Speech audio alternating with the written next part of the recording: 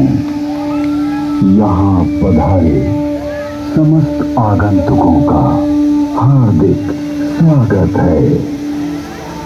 भारत में आदिकाल की विलुप्त हो रही ऋषि परंपरा का पुनरुत्थान की गाथा वेद वन से प्रारंभ करने की चेष्टा की गई है।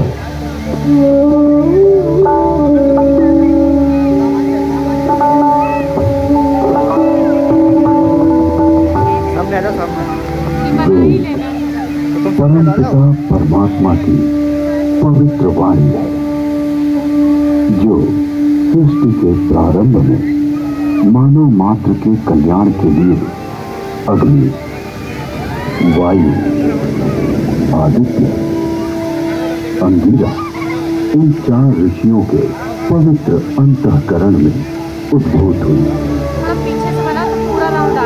तत्व ज्ञान की दृष्टि से वेद एक है, किंतु विषय विभाग की दृष्टि से इसे 4 भागों में बांटा गया है। ऋग्वेद, यजुर्वेद, सामवेद और अथर्ववेद। ऋग्वेद में ज्ञान का विषय, यजुर्वेद में कर्म का विषय, सामवेद में उपासना का विषय और अथर्ववेद में विज्ञान का विषय है। विश्व साहित्य का प्राचीनतम ग्रंथ वेद है। मानव जाति के प्राचीनतम ग्रंथ होने के कारण उस समय की सभ्यता, संस्कृति, आचार विचार और कर्तव्य आदि को जानने का स्रोत वेद है। भारतीय दर्शन, साहित्य, ललित कला, संगीत, ज्योतिष, ज्ञान विज्ञान वेदों में है। वस्तुतः वेद संसार के समस्त पदार्थों का बोध कराते हैं। वेद के भाष्यकार आचार्य सायर कहते हैं, इष्ट की प्राप्ति एवं अनिष्ट के परिहार के अलौकिक उपाय को बतलाने वाले ग्रंथ वेद हैं।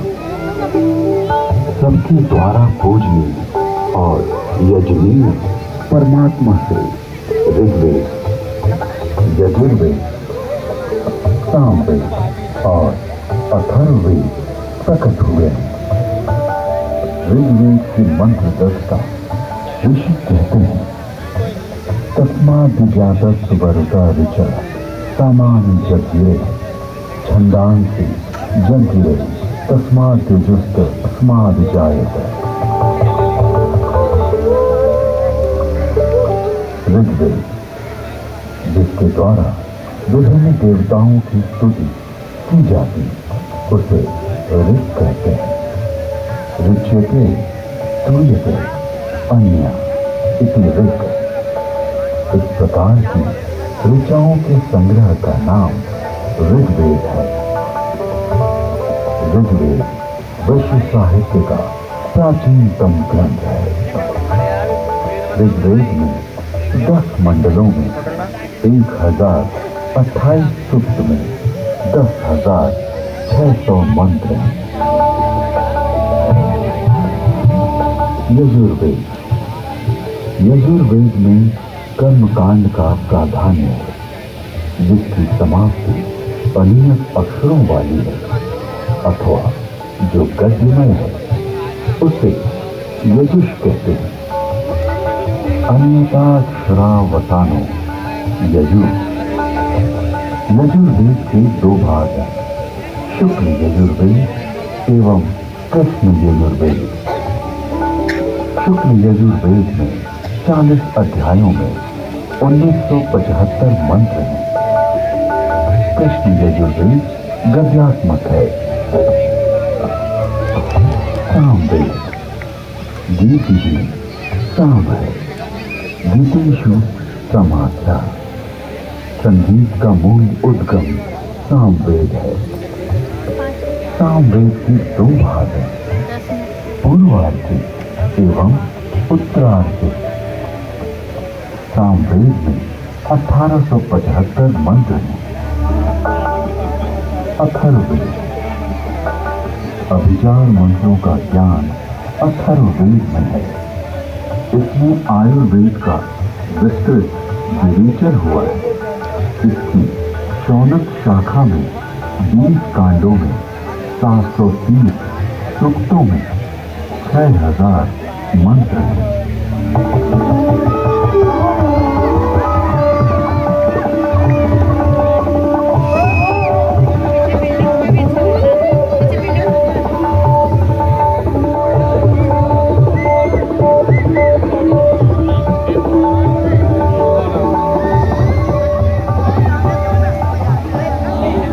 प्राचीन काल में वेद श्रुति परंपरा से अक्षुण्ण रहे।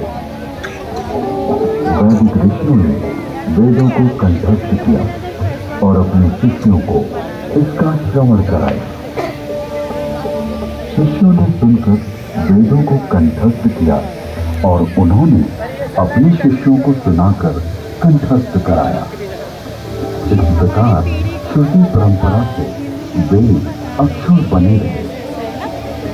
वेदों में किसी भी प्रकार की मिलावट न हो सके, इसके लिए वैदिक ऋषियों ने विकृति पाठों का निर्माण किया।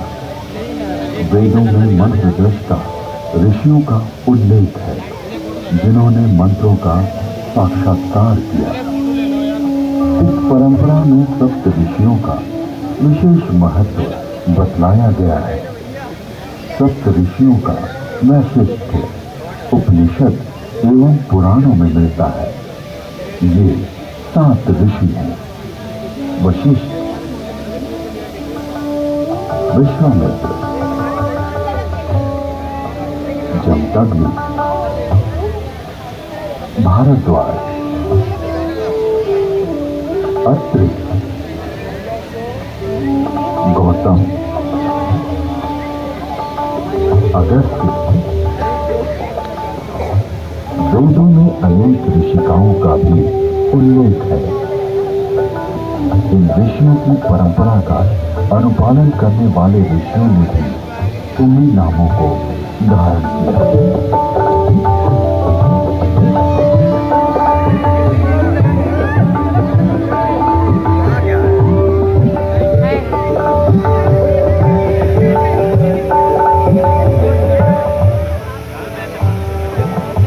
आज विश्व में जिन आविष्कारों का श्रेय पाश्चात्य जगत द्वारा लिया गया है, उसे हमारे प्राचीन ऋषियों द्वारा तथ्य सहित हजारों वर्ष पूर्व प्रमाण सहित वेदों में उल्लिखित किया गया है।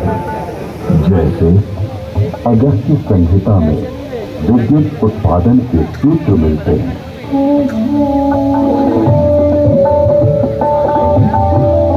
एक मिट्टी का पात्र लें, उसमें ताम्र पट्टिका, कॉपर शीट डालें तथा शुक्ल ग्रीवा कॉपर सल्फेट डालें। फिर बीच में गीली कास्ट पानसु वेट सॉल्ट लगाएं। ऊपर पारा, मर्क्यूरी तथा 10 लौंग जिंक डालें। फिर तारों को मिलाएंगे तो उससे मित्रा वरुण शक्ति इलेक्ट्रिसिटी का उदय होगा। अगस्त्य संहिता में विद्युत का उपयोग इलेक्ट्रोप्लेटिंग के लिए करने का भी विवरण मिलता है।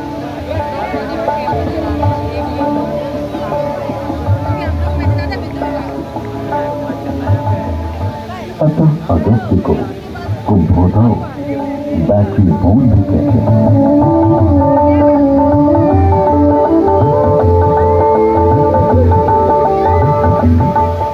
सौ कुंभों उपरोक्त प्रकार से बने तथा श्रृंखला में जोड़े गए 100 सेलों की शक्ति का पानी पर प्रयोग करेंगे तो पानी अपने रूप को बदलकर प्राणवायु, ऑक्सीजन तथा उदान वायु हाइड्रोजन में परिवर्तित हो जाएगा।